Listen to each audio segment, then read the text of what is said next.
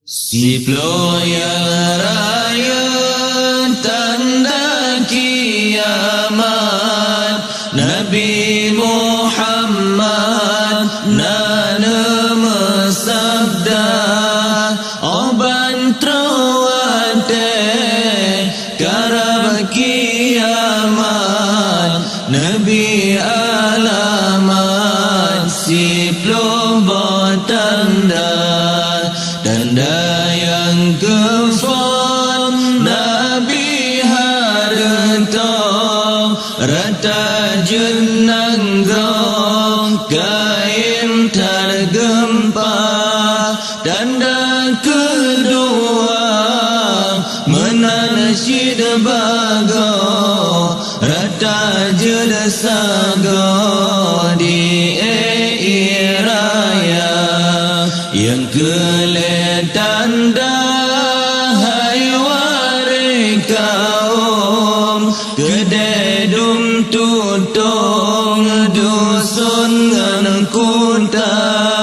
Tanda yang keempat rangkan sinarong jerata sagong perang saudara. Tanda kelima gentarnya Islam gadah wibawa.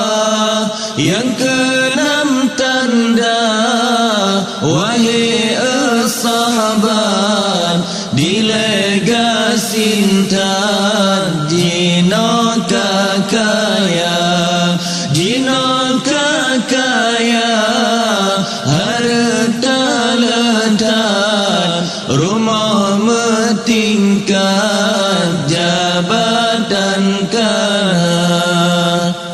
Tanda ketujuh hai bungang siran kaya barakan jino kapapa.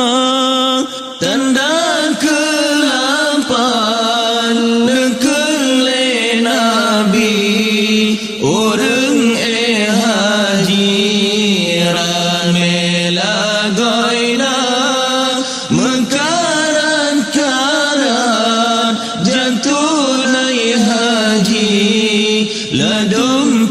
suci ladum pengriba.